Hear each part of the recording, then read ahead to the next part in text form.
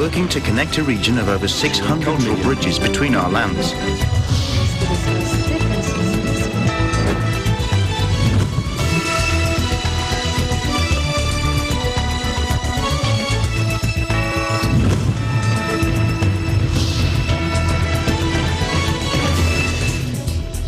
Hello, Malma Angeles. We're moving to the next stage of the pandemic, and as the world resets to the new normal, we find ourselves seeking the right balance between health and livelihood, constantly adjusting the boundaries between liberty and responsibility.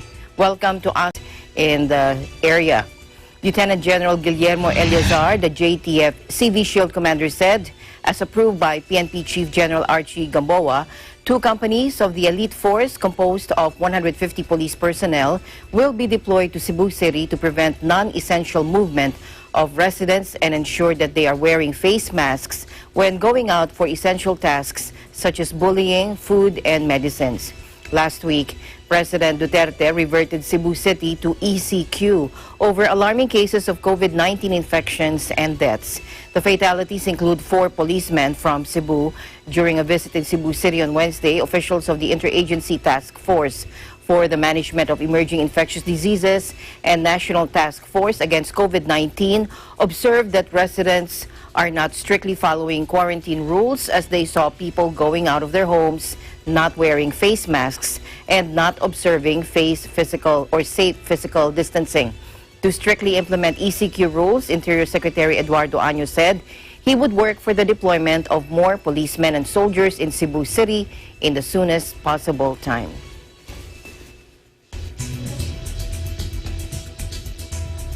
In Vietnam, 3 more COVID-19 cases confirmed, total rise to 352.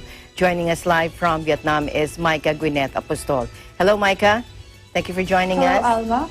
Good afternoon. Good afternoon. The latest update from Vietnam, 3 more COVID-19 cases confirmed, total rises to 352. 3 more people returning from Kuwait have been confirmed the latest COVID-19 cases in Vietnam, raising the patient tally to 352. The National Committee for COVID-19 Prevention and Control said last Wednesday afternoon. They are patient number 350, 351, and 352. Patient 350 is a 36-year-old man in Hung Ha district of Tay Binh province. He took flight QH9092 that landed in the Tan Son Nhat International Airport in Ho Chi Minh City on June 16. The man, who is the 8th COVID-19 patient aboard on the flight, is being treated at Barya Hospital in Barya Vung Tau province. Patient 351 is a 46-year-old woman in Nu Xuan district of Tan Hoa province. And patient number 352 is a 30-year-old woman in Kam Tur district of Tan Hoa province. The pair's flight KU1513 landed in Noi Bai International Airport on June 18, and they were immediately sent to a centralized quarantine facility in Hung Yen province. They are being treated at the National Hospital for Tropical Diseases in Hanoi's Dong An district. Another update from Vietnam is 342 Vietnamese citizens in Japan were brought home. A flight carrying 342 Vietnamese citizens in Japan landed in Da Nang International Airport on June 24, according to the Ministry of Foreign Affairs.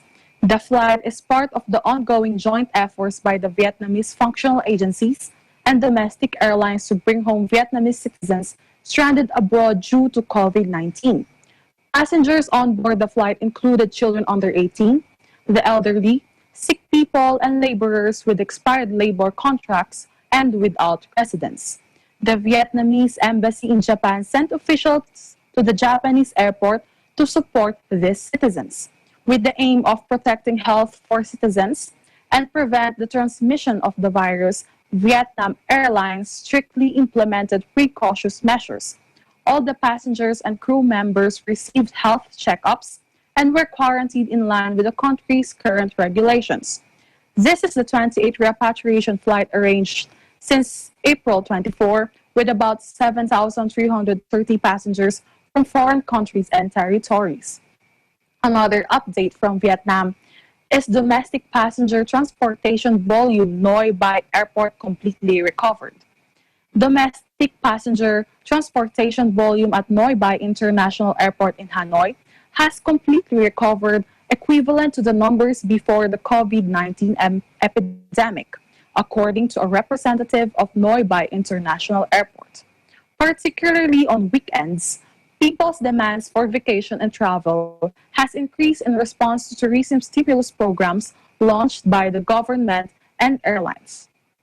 Currently, there are about 400 to 450 flights a day passing through the airport, transporting more than 60,000 passengers. Based on the flight plans of domestic airlines, domestic flight volume from the end of June to July 2020 is expected to increase by 20% compared to normal levels during the summer tourist season. In order to better serve the increasing travel demand of passengers, Noi Bai International Airport has taken the initiative with measures to serve passengers as quickly as possible while carrying out airport procedures. The airport has also coordinated with airlines to strengthen their support force and guide passengers at the check-in. Airlines coordinate with ground service companies to help late guests and ensure timely security inspections. These are the latest update from Vietnam. Back to you, Alma. Thank you, Micah, for your report there in Vietnam. Stay safe and stay healthy. Reporting live from Da Nang, Vietnam, this is Micah Apostle. We live in interesting times. And in Laos, health officials are praising the country for its containment of the coronavirus. Marian Leal, EBC correspondent from Laos, joins us live. Hello, Marian. Hi, Alma. Go ahead, Marian. Okay, here are the news from Laos People's Democratic Republic. Laos has received praise from representatives of international health organizations for its containment of COVID-19 coronavirus. Prime Minister Thongloun Sisoulith declared an initial victory over COVID-19 following the discharge of all 19 confirmed cases from hospital on 10 June with no new cases for 59 days. He said at a press conference that Laos had gained an important victory in the first campaign against its vicious enemy, adding that it was a significant battle against COVID-19. Dr. Howard Sobel, World Health Organization, WHO representative to Laos, applauded the government of Laos for its success in containing the country's first COVID-19 outbreak. Imported cases still remain a threat, however, says Dr. Sobel. According to a report by Reuters, the low number of cases in Laos initially had world experts skeptical. However, a representative of International Federation of Red Cross and Red Crescent Societies, or IFRC, in Laos said that there was no reason not to believe the country's reports.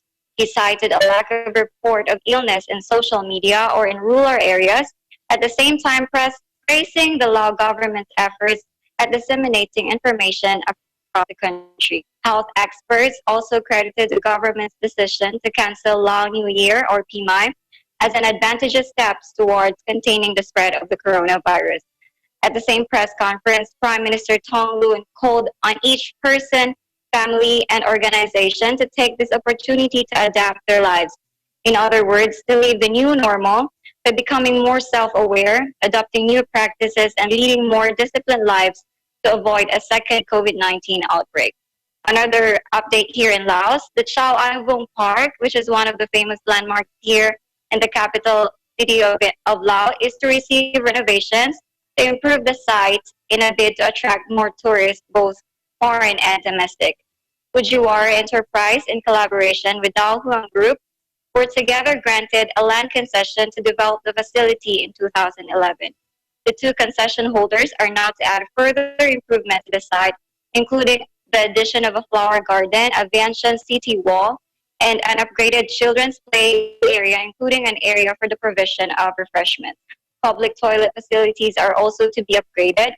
In addition to the Nakrat City Zone, will be updated to conform with a more contemporary architectural style and will include locations for exhibitions, a fountain, new toilet facilities, a flower garden, and a larger seating capacity. A 30-year concession agreement for Chao Anubong Park was signed on 28 April 2011 between Vientiane Capital Authorities and representatives of Fujiwara Enterprise and Dao Huang Group. Under the concession, the contractors remain in charge of maintaining Chao Anubong Park. Back to you, Alma. All right. Thank you very much, Marian, for your update there in Laos. Looking forward for more news from Laos. Thank you, Marian. Thank you for having me, Alma. Reporting from Laos, this is Marian Liao. We live in interesting times. In Cambodia now, Their Majesties, the King and the Queen Mother has donated $2 million to fight COVID-19. Joining us live from Cambodia is Crystal Ann Ballesteros. Hello, Crystal Ann. Hi, Alma. Hi, good afternoon from So Manila. for the latest news here in Cambodia, His Majesty Norodom Sihamoni, King of Cambodia, and Her Majesty the Queen Mother Norodom Moninit Sihanouk have donated $1 million each as a contribution to the royal government of Cambodia to fight against the COVID-19 pandemic. The royal donation was announced on Royal de Cambodia Facebook page. This is the second time that the monarchs contributed their personal budget to support the anti-COVID-19 efforts. The first financial contribution of $300,000 was made in March 2020. Aside from that, Alma, Cambodia's Ministry of Education, Youth and Sport will delay school openings and high school graduation examinations until the end of the year to prevent a second wave of COVID-19. Minister of Education, Youth and Sport Hang Chonarun said schools will be reopened if they can adhere to high standards for COVID-19 prevention and control. Speaking at a press conference for the construction of the Center for Digital and Distance Learning or Education at Preah Sisuwat High School, the minister said, although the government moves to offer digital learning services, about half of Cambodia's 3 million students are still cannot fully access online lessons. He said that the government's stance is to maintain vigilance as it does not want the pandemic to spread again in Cambodia. Adding that if COVID-19 spreads again in Cambodia, the country will set back 10 to 20 years. Schools in the country have been closed since early March when the first case of COVID-19 was detected. Cambodia has reported 130 COVID-19 cases so far, with 2 being treated in hospitals. Parents who have children in several international schools have staging protests over fees for the new academic year, as well as repeated registration fees for children who have been at same school for almost 10 years. Back to you, Alma. All right. Thank you very much for your updates there in Cambodia. Thank you, Crystal Ann. Thank you, Alma. Reporting live here in Cambodia, I am Crystal Ann Ballesteros, and we live in interesting times. Okay, let's head on now to back to Vietnam. Chriselle Acuna joins us live. Hello, Chriselle. Excited to hear your updates there in Ho Chi Minh. Hello, Chriselle. Hello, Alma. Good afternoon. Good afternoon. Go ahead, Yes. Chriselle. So let's hear the latest from Vietnam. Vietnam does not prohibit international flights, according to Aviation Authority. Deputy Chief of the Civil Aviation Authority of Vietnam, Vo Huy Kung, has recently affirmed there is no restriction on any international air route, and that is up to airlines to decide whether they want to resume regular flights in the context that Vietnam still bars entry to foreigners.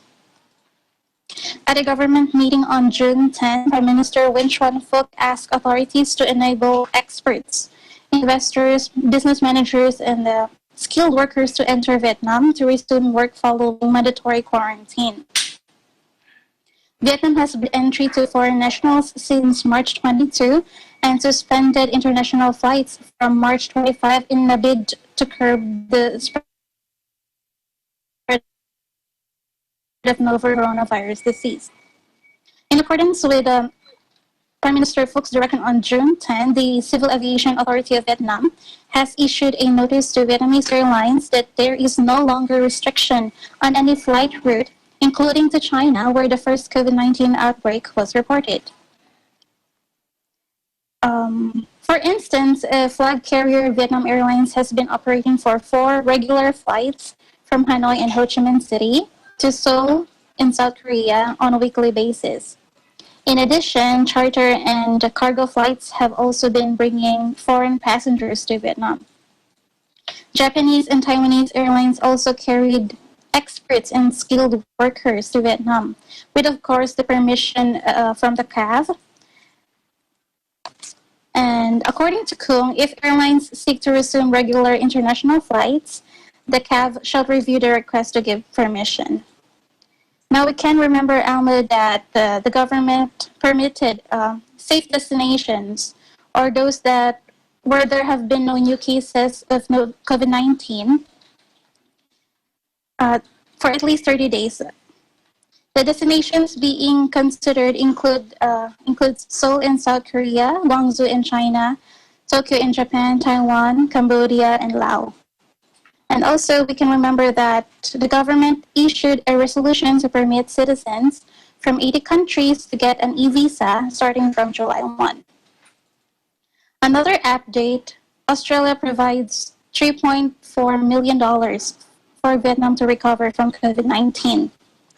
The World Bank Group and the Australian government have committed a further Australian dollars of 5 million, equivalent to 3.4 million US dollars, to supporting Vietnam's economic recovery and protecting the most vulnerable from the negative impacts of the COVID-19 pandemic, the bank said in a press release on Wednesday. The fund, provided by the Australian government and administered by the World Bank Group, is additional financing on the ongoing Australia-World Bank Group strategic partnership that focuses on aiding Vietnam's development agenda through sharing knowledge and advising policymaking. The additional funding will help address Vietnam's emerging challenges and critical needs after COVID-19, said Osman Dion, the World Bank Country Director for Vietnam. The funds will also be directed toward economic recovery activities, including accelerating the execution of the investment program while deepening the trade integration, supporting the private sector in strengthening resilience against future shocks through structural reforms and taking advantage of the digital agenda by reducing transaction costs for government, people, and businesses. This program of work takes forward part of the 10.5 million Australian dollars commitment from Australia toward Vietnam's COVID-19 recovery efforts, discussed in a meeting between Ambassador Moody and Vietnam's Minister of Planning and Investment, Nguyen Chi Dung, on June 5. So for this, the latest from Vietnam, Alma. All right, thank you very much, Chriselle, for your updates there in Vietnam. Stay safe and stay healthy. Thank you so much, Alma. From EBC Vietnam Bureau, this is Chriselle Acuna. We live in interesting times. Meanwhile, Singapore won't open its borders with Malaysia unless there are restrictions and testing. Joining us live from Kuala Lumpur is Ruby Tinawin. Hello, Ruby. Alma, good afternoon. Good afternoon. Yes, for the latest news here in Malaysia, Singapore says it will take a step-by-step approach to reopening its border with Malaysia to minimize the risk of COVID-19 infections. Singapore's Foreign Affairs Minister Vivian Balakrishnan said in an interview with CNA that he did not feel it was possible to open the borders with no restrictions or tests, adding it would be unwise because the risk of infection will inevitably increase. However, he suggested to open up in steps and to put in place appropriate measures to test and contact trace people. Putrajaya recently announced that foreigners from green zone countries could enter the country subject to an agreement on standard operating procedures by Malaysia and the countries in question. So far, 6 green zone countries have been identified. Singapore, Brunei, Australia, New Zealand, Japan, and South Korea. Balakrishnan said he would hesitate to put a timeline on when travel between Singapore and Malaysia could resume, adding the need to understand that the world's busiest land crossing is between Johor and Singapore. And because of this, they have to work out details in a few days to weeks and make sure that those protocols are effective on both sides of the causeway to protect the public health of both countries. Meanwhile, tourism associations have voiced hope that Putrajaya will reach an agreement with neighboring Singapore and Brunei, allowing unrestricted travel between the countries in order to boost local tourism as restrictions ease in the wake of the COVID-19 pandemic. Malaysian Association of Tour and Travel Agent President Tan Kok Leang said domestic tourism alone was not enough to sustain the industry, and that opening the border with Singapore could help boost business, adding Singapore is the top market for arrivals to Malaysia, pointing out that some 10.66 million Singaporeans had entered the country last year. He suggested a joint tourism campaign by two countries, adding a travel bubble could help boost travel and draw tourists as both nations were interdependent. Before the COVID-19 pandemic, the Kuala Lumpur-Singapore route was the busiest international route in the world, with 30,187 flights in 2018, while the bridge between the two nations is known as the busiest causeway in the world. Johor Tourism Association Chairman Jimmy Leong said reopening Malaysia's border with Singapore would benefit both countries, agreeing with Tan that the two nations needed each other. He also told FMT that the higher socioeconomic level of Singaporeans could do much to support local businesses during the economic downturn, with value for money is good available for tourists in Malaysia, while maintaining that any reopening must be done without compromising health and safety. He said the border's closure had cast a doubt for many in the tourism industry on how long they could survive. Putrajaya is in discussion with Green Zone countries, particularly Singapore and Brunei, on allowing citizens to cross borders without being screened or undergoing mandatory quarantine. Senior Minister for Security Ismail Sabri Yaakob said Putrajaya was willing to loosen restrictions for the entry of citizens from both countries into Malaysia, but that these rules must also apply to Malaysian visitors there. Now, former Sabah Chief Minister Yong Tek Lee had proposed earlier this week that only those who fled the unrest in the southern Philippines in the 1970s and their descendants be allowed to obtain the IMM 13 document. He said all the other categories of migrants in the state who did not have passports should be classified as illegal immigrants. According to official records, there are about 51,000 IMM 13 holders in the country.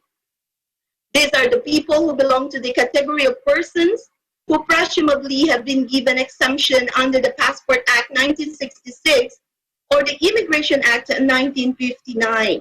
He also said all other foreigners who do not bear valid passport issued by their own countries are illegal immigrants, and this should include the holders of census cards, which is about 47,000 people, and Kat Burung Burung, which is about 39,000.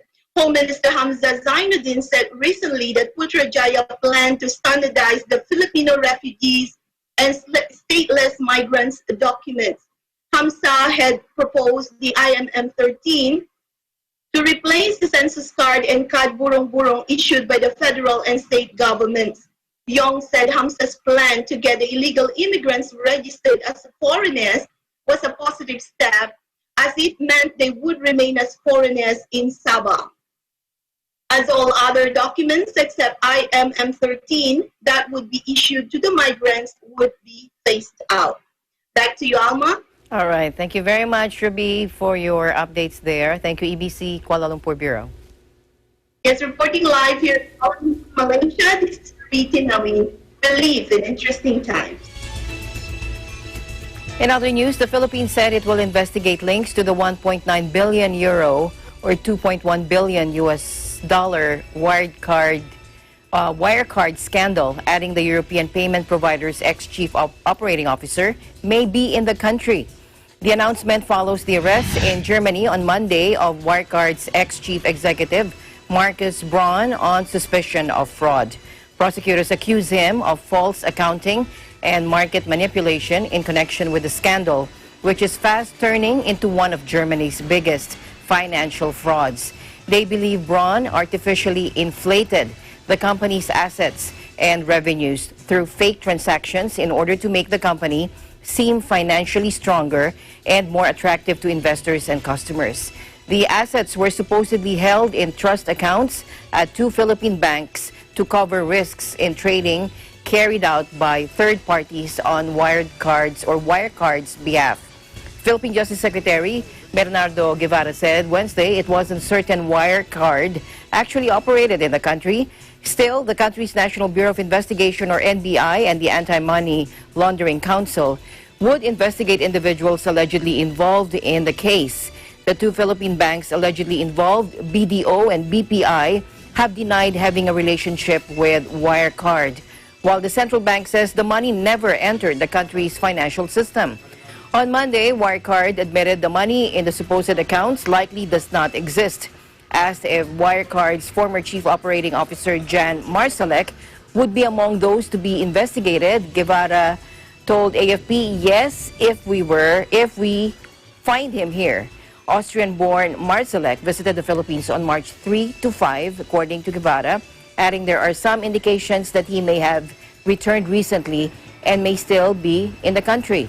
Wirecard dismissed Marsalek on Monday, saying no arrest warrant has been issued against anyone. We've just commenced the fact-finding stage, according to Guevara.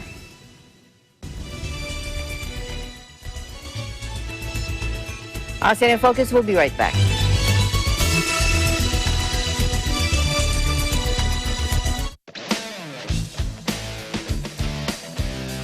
Patindi ng patindi at tuloy-tuloy ang pagpapakita ng galing ng ating mga TNG aspirants. You're just too good to be true. Open up, you came to get it wrong with a dame, I should have drunk you back when I was a child. Abangan ng kanilang performances sa pinakamalaking talent competition sa buong bansa, Tagisan ng Galing.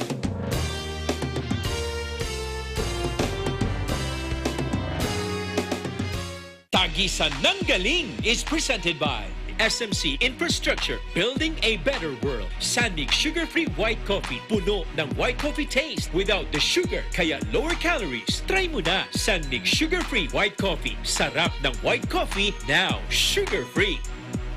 Vetabrew Nutrichos, the only premium dog food with active boost for optimum energy and prebiotics that help strengthen immunity. Just like Catherine Bernardo, gawing listo ganado ang fur babies niyo. Listo ganado sa Nutrichos. Magnolia Chicken Templados, delicious, ready to cook and freshly marinated daily. PUREFOODS Luncheon Meat, pure sarap for every family. Star Chunky Cheese Corned Beef, ang cheesy ng corned beef mo. Walang duda, kids can tell na #1 ang PUREFOODS Tender Juicy. Ang tender, ang juicy, ang sarap. Co-presented by Cooper, expert in air conditioning and electromechanical. Also engaged in structural, electrical, fire protection, plumbing, and sanitary services. Cooper, your ultimate MEPS and air conditioning solutions. Unlad Incorporated International, fight against global poverty. New San Jose Builders Incorporated. Canrib Corporation, your ventilation and air conditioning specialist. Vita Herbs Philippines Green Coffee, masarap, mabango, at healthy pa. Puerto Rico Resort and Convention Center, Cabiao, Nueva Ecija. I love Puerto Rico. In participation with Rain or Shine Elastomeric Waterproofing Paint, Matimco, R Square Variables Incorporated, Compizel Enterprises, Saisho International Trading Corporation, DN Steel, IMAC UPV Roof Corporation. Hey, Gretchen Ho here, and I'm a white coffee lover. Creamy kasi, and very yummy. Pero mas masarap kung hindi nakaka-guilty. Check my new discovery, San-Made Sugar-Free White Coffee. Puno ng white coffee taste without the sugar, kaya lower calories. Try mo na! San-Made Sugar-Free White Coffee. Sarap ng white coffee, now sugar-free.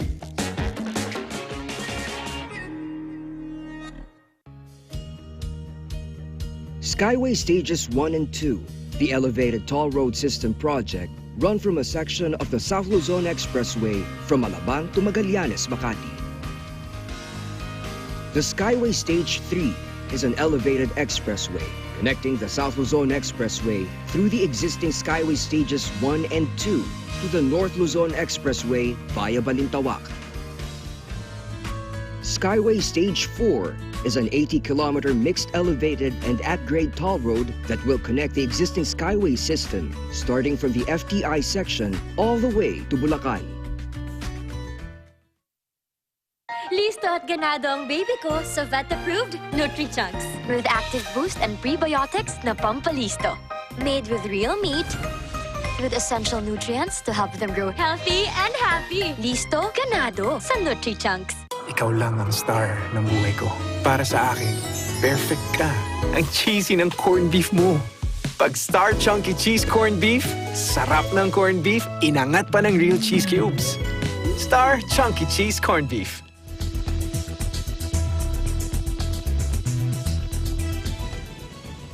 Seven decades since the Korean War, the Philippines and South Korea remain united, this time against a more formidable enemy, the COVID-19.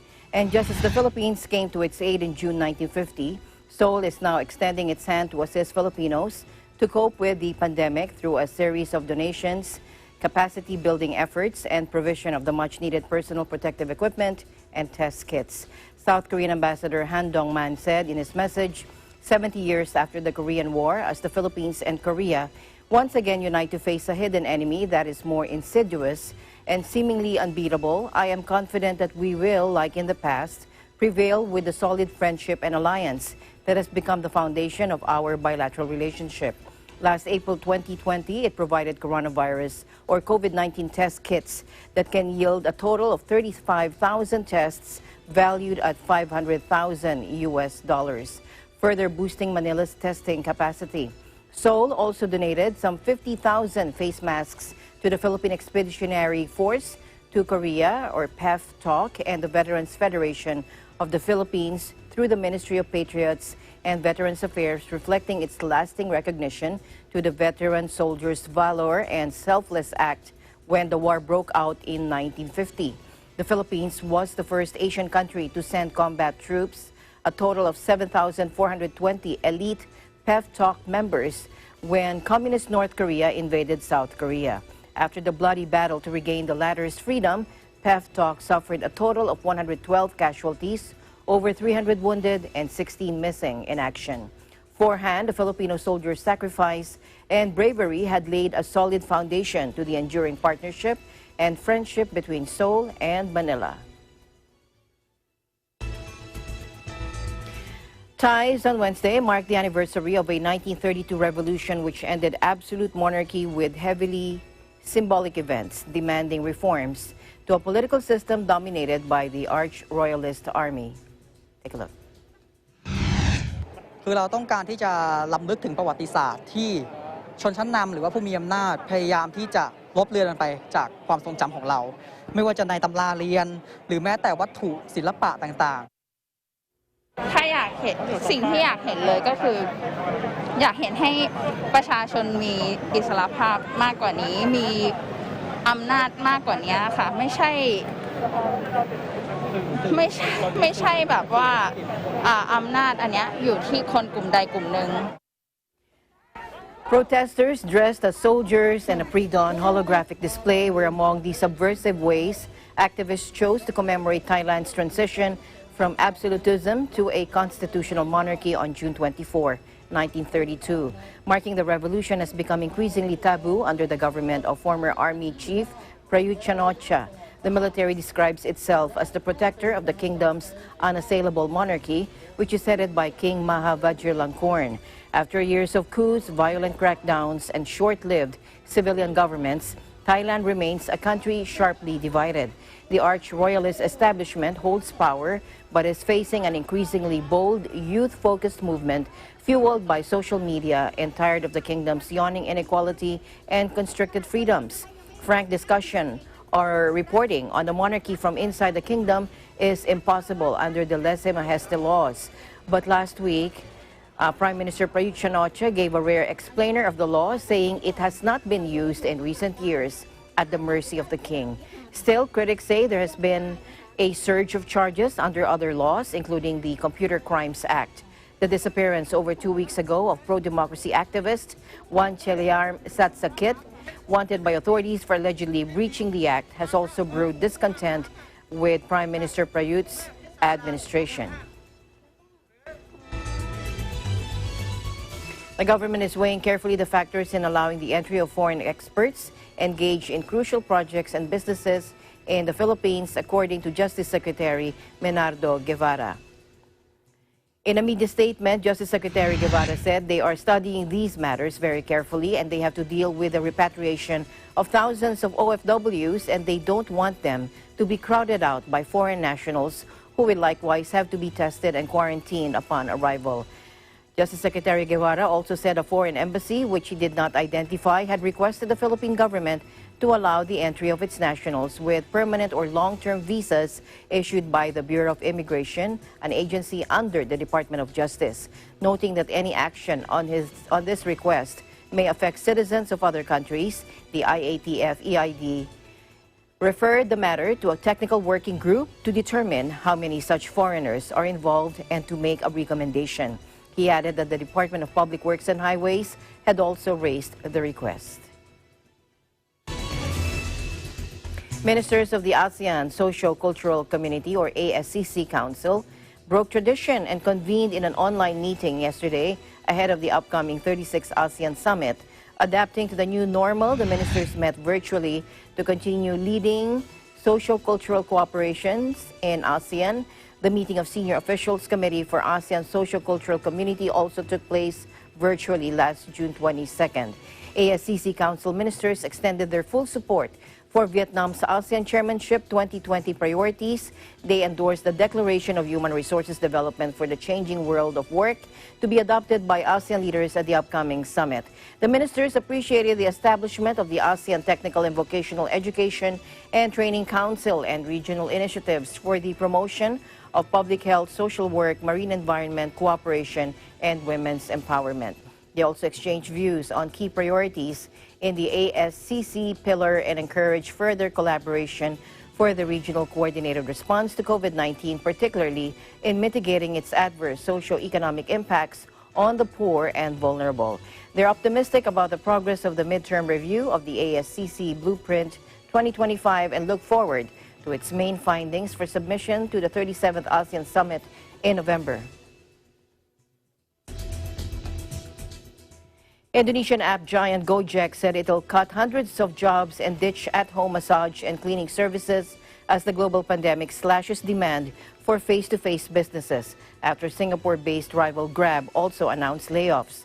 Starting as a ride-hailing service in 2010, Gojek launched an app 5 years later with a wide range of offerings, including deliveries, takeaway food, and financial services that could be ordered via smartphone. The company attracted investments from tech giants, including Google, Facebook, and Tencent. But on Tuesday, it said it would cut 430 posts, or about 9% of its full-time staff, as it cancels massage, house cleaning, and Go Food festivals, which supplies vending space for food sellers. However, Gojek said its logistics and grocery delivery businesses had surged since the pandemic hit. The firm, which claims some 170 million users in Indonesia and has expanded to other Southeast Asian markets, employs freelancers for many of its services, including ride-hailing drivers. It didn't respond to requests for comment on how many of its freelance staff would be affected by the cuts. Last week, rival Grab announced that it would dismiss 360 employers, or about 5% of its full-time workforce. In May, U.S.-based ride-sharing giant Uber said it was slashing a quarter of its global workforce, about 3,000 employees, and trimming investment to survive the financial hit to its business from the disease crisis. Nearly 100 Rohingya from Myanmar, including 30 children, have been rescued from a rickety wooden boat off the coast of Indonesia's Sumatra Island, according to a maritime official on Wednesday. Images shot from Indonesian rescue boats showed dozens of children and adults, many weeping after they had been plucked from their vessel by local fishermen. Muhammad Nasir, head of the Maritime Authority in Sumatra's northernmost Aceh province, said the boat with Rohingya on board was broken and floating in the middle of the sea when the fishermen found them. Officials said they had gone without food for several days. Malaysia and Indonesia are favored destinations for Rohingya fleeing violence in Myanmar, with thousands trying a perilous escape via smugglers across the sea every year. Around 1 million live in squalid refugee camps in Bangladesh, where human traffickers also run lucrative operations promising to find them sanctuary abroad. Their plight has been compounded in recent months by the coronavirus, with boats of asylum seekers turned away for fear they may be harboring the deadly virus. Coronavirus shutdowns have made the IMF's global outlook grim this year. But the fund said Wednesday, if things go right, recovery could come sooner, though the situation could also become worse. The latest forecast in the IMF's World Economic Outlook project, a global contraction of 4.9%, followed by a recovery of 5.4% in 2021. According to chief economist of the IMF, Geeta Gopinath, and she further said they're now projecting a deeper recession in 2020 and a slower recovery in 2021. Now, these projections imply a cumulative loss to the global economy over 2 years of over $12 trillion from this crisis. The downgrade from April reflects worse than anticipated outcomes in the first half of this year, an expectation of more persistent social distancing into the second half of this year, and damage to supply potential. Compared to our April World Economic Outlook, we are now projecting a deeper recession in 2020 and a slower recovery in 2021. Global output is projected to decline by minus 4.9% in 2020, which is 1.9 percentage points below our April forecast. As countries reopen, the pickup is uneven. On the one hand, pent-up demand is leading to a surge in spending in some sectors like retail. On the other hand, contact-intensive sectors like hospitality, tourism, and travel remain depressed. The labor market has been severely hit and at record speed, and particularly so for lower-income countries, low-income workers, and semi-skilled workers who do not have the option of teleworking. So we are definitely not out of the woods. We have not escaped the Great Lockdown. Given this tremendous uncertainty, policymakers should remain vigilant and adapt policies as the situation evolves.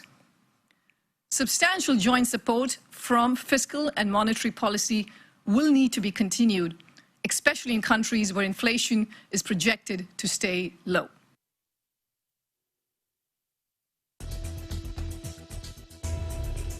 The Iglesia Ni Cristo held an aid to humanity for the OFWs hit by the pandemic in Thailand. Crystal Mapa reports.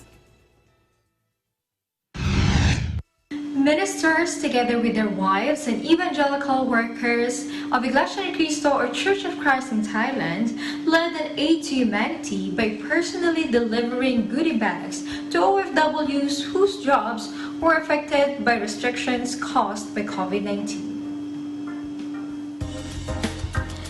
As a continued effort to reach out to those who are in need, recipients received dry goods and personal hygiene products. They accepted with smiles and thanks to the church administration that even though they are far, they are always remembered. Kami po ay nagpapasalamat sa ating tagapamahalang pangkalahatan, ang kapatid ni Eduardo B. Manalo, sa patuloy na pagmamalasakit sa lahat ng mga kapatid na ngayon po ay nangangailangan ng tulong. Kami po ay nakatanggap ng lingap mula sa aming distrito At kami po ay lubos na nagpapasalamat maging sa mga ministro at manggagawa na patuloy na nagiging katuwang ng ating pamamahala sa pagmamalasakit sa buong iglesia. Maraming salamat po.